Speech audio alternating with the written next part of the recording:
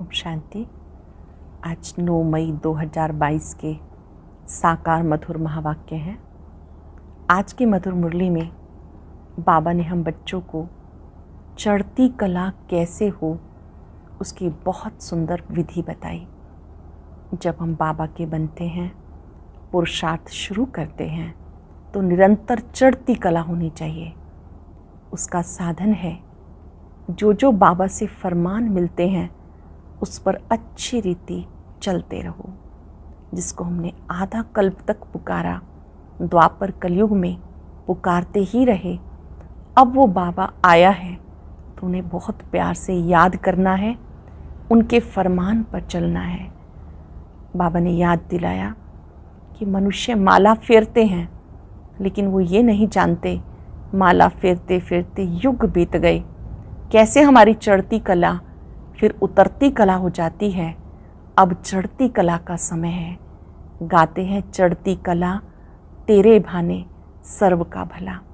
जब बाबा आते हैं, जो बच्चे फरमान पर चलते हैं, याद में रहते हैं, उनकी चढ़ती कला होती रहती है, नेचर की ओर भी हो जाती है।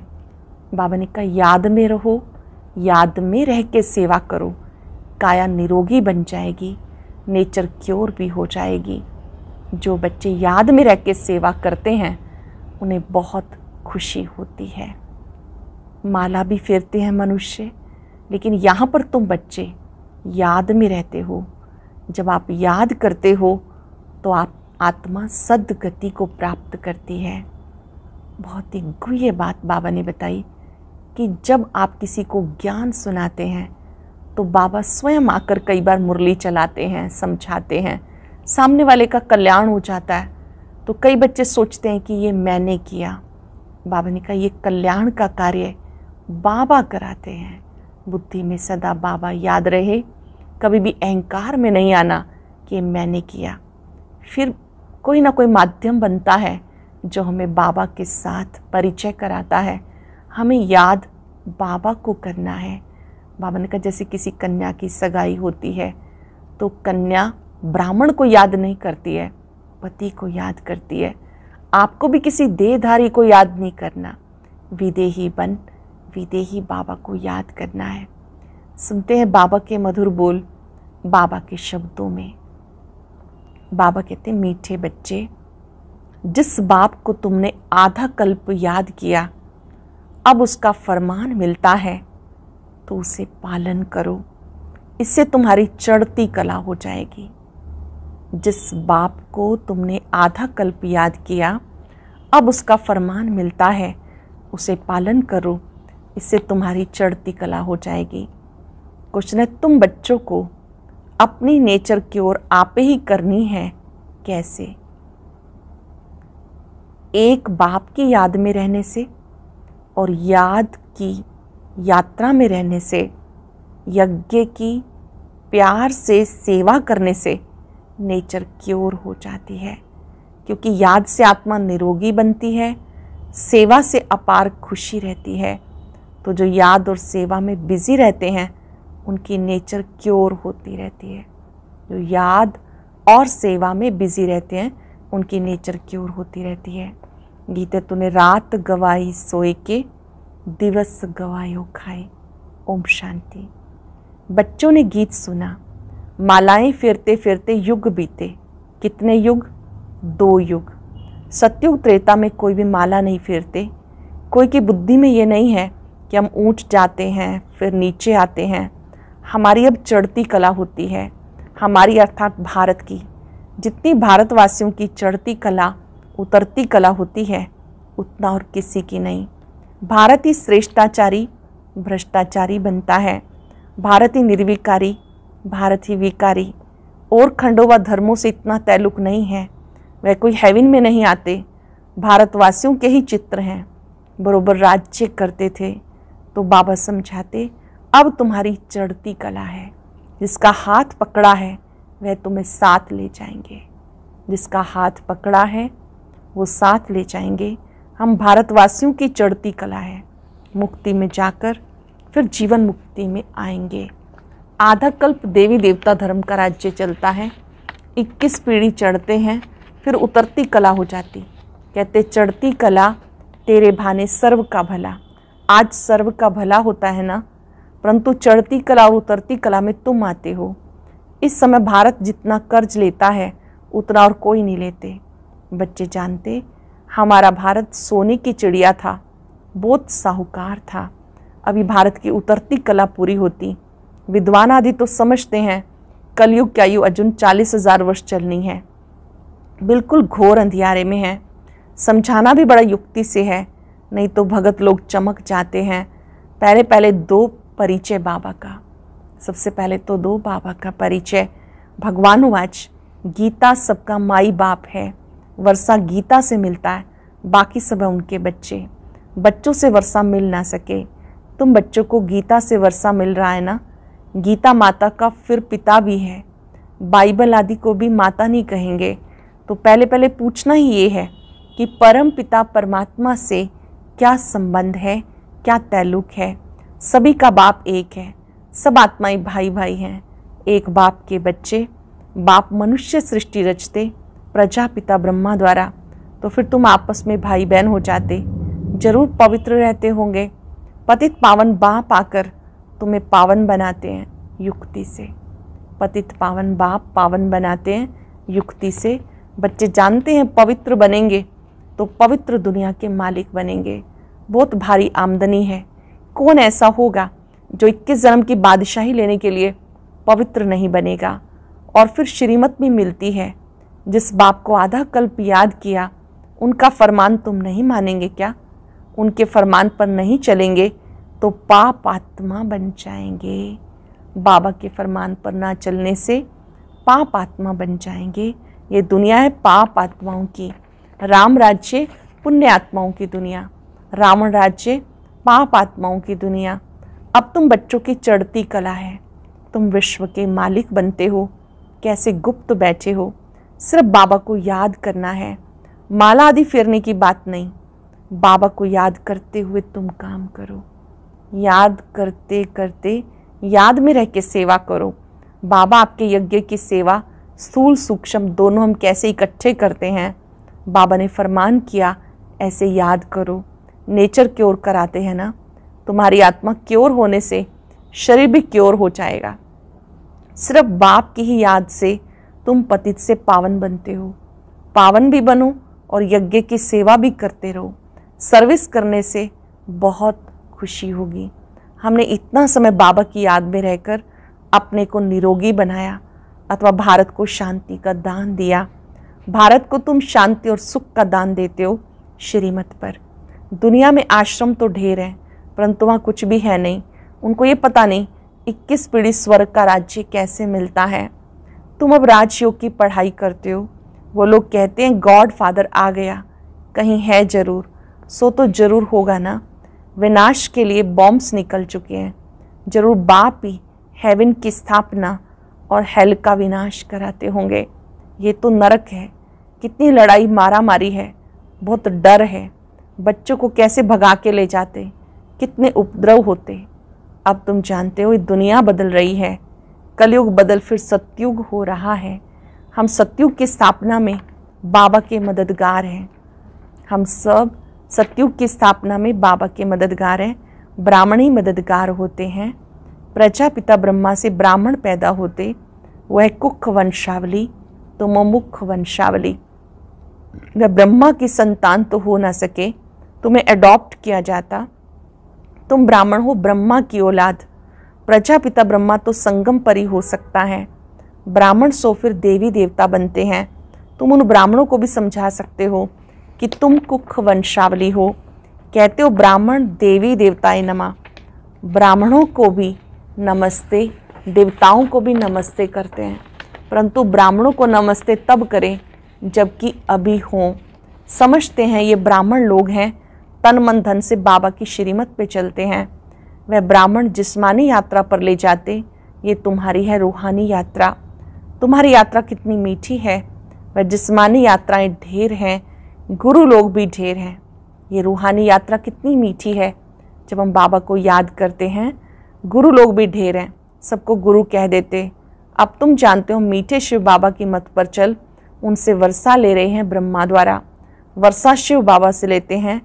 तुम यहाँ आते हो तो फट से पूछता हूँ किसके पास आए हो। बुद्धि में है कि ये शिव बाबा का लोन लिया हुआ रथ है, हम उनके पास आए हैं। सगाई ब्राह्मण लोग कराते हैं, परंतु कनेक्शन सजनी साजन का आपस में होता है, ना कि सगाई कराने वाले ब्राह्मण से। स्त्री पति को याद करती है या हथियाला बांधने वाले को याद करती है। तुम्हारा भी साजन है शिव, फिर किसी देहधारी को तुम क्यों याद करते हो। याद करना है शिव को। ये लॉकेट आदि भी बाबा ने बनवाए समझाने के लिए। बाबा खुद दलाल बन सगाई कराते हैं, तो दलाल को याद नहीं करना। सजनियों का योग साजन के साथ है, जो मीडियम है उन्हें याद नहीं करना, जिससे संबंध जुड़ाया गया उनको याद करना है। तो दलाल को याद नहीं करना, सजनियों का योग साजन के साथ है। मम्मा बाबा आकर तुम बच्चों द्वारा मुरली सुनाते हैं। बाबा कहते बहुत ऐसे बच्चे हैं जिनके भ्रिकुटी के बीच में बैठ मैं मुरली चलाता हूँ। कल्याण करने अर्थ, कोई को साक्षात्कार कराने के लिए, मुरली सुनाने के लिए, कोई का कल्याण करने आता हूँ। ब्राह्मणियों में इतनी ताकत नहीं, जानता हूँ इनको ये ब्राह्मणी उठा नहीं सकेगी, तो मैं ऐसा तीर लगाता हूँ जो ब्राह्मणी से भी तीखा जाए। ब्राह्मणी समझती है इनको हमने समझाया, देह अभिमान में आ जाते। वास्तव में अहंकार भी नहीं आना चाहिए। सब कुछ शिव बाबा करने वाला है। यहाँ तो तुमको कहते बाबा को याद करो, कनेक्शन शिव बाबा से होना चाहिए। ये तो बीच में दलाल है, इनको उसका एवजा मिल जाता। फिर भी ये वृद्ध अनुभवी तन है, ये बदल नहीं सकता। ड्रामा में नूंद है, ऐसे नहीं दूसरे कल्प में दूसरे के तन में आएंगे, नहीं, जो लास्ट में है उनको ही फिर पहले जाना है। झाड़ में देखो पिछाड़ी में खड़े हैं, अब तुम संगम पर बैठे हो। झाड़ के चित्र में दिखाया नीचे भी तपस्या करते हुए, ऊपर भी दिखाया ब्रह्मा बाबा को। बाबा ने इस प्रजापिता ब्रह्मा में प्रवेश किया। जगदम्बा है कामधेनु, सबकी मनोकामनाएं पूर्ण करने वाली। कपिल देव भी कहते हैं, कपल अर्थात जोड़ी, बाप दादा मात पिता, ये कपल जोड़ी हुई ना। माता से वर्षा नहीं मिलेगा, वर्षा फिर भी शिव बाबा से मिलता, तो उनको याद करना पड़े। मैं आया हूँ तुम्हें ले जाने इनके द्वारा। ब्रह्मा भी शिव बाबा को याद करते हैं, शंकर के आगे भी शिव का चित्र रखते हैं। ये सब है महिमा के लिए। इस समय शिव शिव आकर अपना, स्वयं शिव बाबा आकर अपना बच्चा बनाते हैं। स्वयं शिव बाबा हमें अपना बच्चा बनाते, फिर तुम बाप को बैठ थोड़ा ही पूजेंगे। बाबा आकर बच्चों को गुलगुल बनाते हैं, गटर से निकालते हैं। बाबा आते हैं, गटर से निकालते हैं, प्रतिज्ञा कराते हम कभी पतित नहीं बनेंगे। बाबा कहते गोद लेकर फिर काला मुंह नहीं करना, अगर किया तो कुल कलंकित बन पड़ेंगे। हारने से उस्ताद का नाम बदनाम कर देंगे, माया से हारे तो पदभ्रष्ट हो जाएगा। और कोई सन्यासी आदि ये बातें नहीं सिखाते। कोई हैं जो कहेंगे मास में एक बार विकार में जाओ, कोई कहते 6 मास में, कोई तो बहुत अजामिल होते। बाबा ने बहुत गुरु किए हुए हैं, वैसा कभी नहीं कहेंगे कि पवित्र बनो। समझते हैं हम ही नहीं रह सकते, तो सेंसिबल जो होगा वो झट कहेगा तुम ही नहीं रह सकते हो तो हमें कैसे कहते हो। फिर भी कहते जनक मिसल सेकंड में जीवन मुक्ति का रास्ता बताओ। फिर गुरु लोग कहते हैं ब्रह्म को याद करो तो निर्वाण धाम में जाएंगे। जाते तो कोई नहीं, ताकत ही नहीं। सब आत्माओं के रहने का स्थान है मूल वतन, जहाँ आत्माएं स्टार मिसल रहती हैं। हम आत्माओं का निवास स्थान मूल वतन, जहाँ स्टार मिसल रहते हैं। ये पूजा के लिए बड़ा लिंग बनाते। बिंदी की पूजा कैसे होगी? कहते हैं भ्रिकुटी के बीच में चमकता है जब सितारा, तो आत्मा का बाप भी ऐसे होगा ना। बाप को देह नहीं, उस स्टार की पूजा कैसे हो सकती? बाप को परम आत्मा कहा जाता, वह तो फादर है। जैसे आत्मा है वैसे परमात्मा, वह कोई बड़ा नहीं है, उसमें नॉलेज है। इस बेहद के झाड़ को कोई भी नहीं जानते, बाप ही नॉलेजफुल है। ये जो बेहद का झाड़ है इसे और कोई नहीं जानते, बाबा ही नॉलेजफुल है। ज्ञान में भी फुल है, पवित्रता में भी फुल है, सर्व का सद्गति दाता है, सर्व को सुख शांति देने वाला है। तुम बच्चों को कितना भारी वर्षा मिलता और कोई को मिल ना सके। मनुष्य कितना गुरु को पूजते हैं, अपने बादशाह को भी इतना नहीं पूजते। तो ये सब अंधश्रद्धा है ना। क्या क्या करते रहते हैं, सब में ग्लानि ही ग्लानि है। श्री कृष्ण को लॉर्ड भी कहते हैं तो गॉड भी कहते हैं। लॉर्ड कृष्णा, गॉड कृष्णा भी कहते हैं। गॉड कृष्णा हेवन का पहला प्रिंस लक्ष्मी नारायण के लिए कहते हैं। दोनों गॉड गॉडेस हैं। पुराने चित्रों को बहुत खरीद करते हैं। पुरानी पुरानी स्टैंप भी बिकती हैं। वास्तव में सबसे पुराना तो शिव बाबा है, सबसे पुराने से पुराना शिव बाबा, परंतु किसी को पता नहीं महिमा सारी शिव बाबा की है, वह चीज़ तो मिल ना सके। पुराने से पुरानी चीज़ कौन सी है? नंबर 1 शिव बाबा। कोई भी समझ नहीं सकते कि हमारा फादर कौन, उनका नाम रूप क्या है। कह देते उनका कोई नाम रूप नहीं, तब पूजते किसको हो? शिव नाम तो है ना, देश भी है, काल भी है। खुद कहते मैं संगम पर आता हूँ, आत्मा शरीर द्वारा बोलती है। अब तुम बच्चे समझते हो, शास्त्रों में कितनी दंत कथाएं लिख दी, जिससे उतरती कला हो गई। चढ़ती कला सतयुग त्रेता, उतरती कला द्वापर कलयुग, फिर चढ़ती कला होगी। बाप बिगर कोई चढ़ती कला बना ना सके, ये बातें धारण करनी है। और कोई भी काम आदि करते याद में रहना, कोई भी कार्य करते हुए हाथों से काम करना है, मन बुद्धि से शिव बाबा को याद करना है। जैसे श्रीनाथ द्वारे में मुंह को कपड़ा बांध के काम करते हैं, श्रीनाथ श्री कृष्ण को कहते हैं। श्रीनाथ का भोजन बनता है ना, शिव बाबा तो भोजन आदि नहीं खाते। तुम पवित्र भोजन बनाते हो तो याद में रह के बनाना चाहिए, उससे बहुत बल मिलेगा। श्री कृष्ण लोक में जाने के लिए व्रत नेम आदि रखते। अब तुम जानते हो हम श्री कृष्णपुरी में जा रहे हैं, इसलिए तुम्हें लायक बनाया जाता।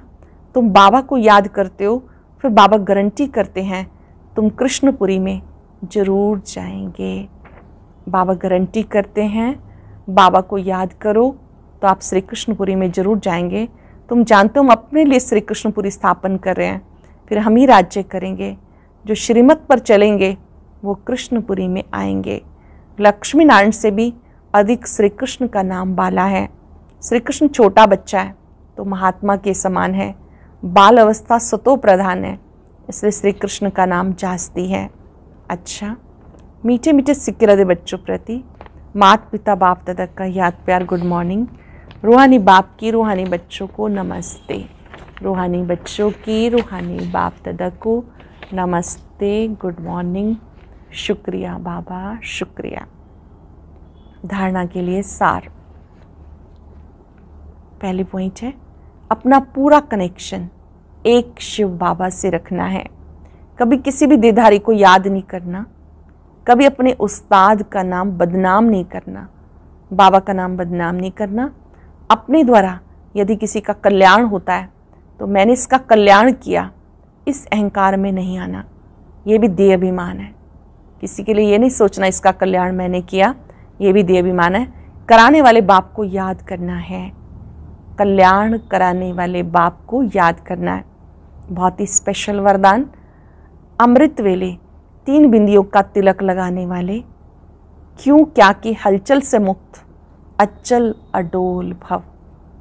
अमृत वेले 3 बिंदियों का तिलक लगाने वाले, क्यों क्या की हलचल से मुक्त अचल अडोल भव।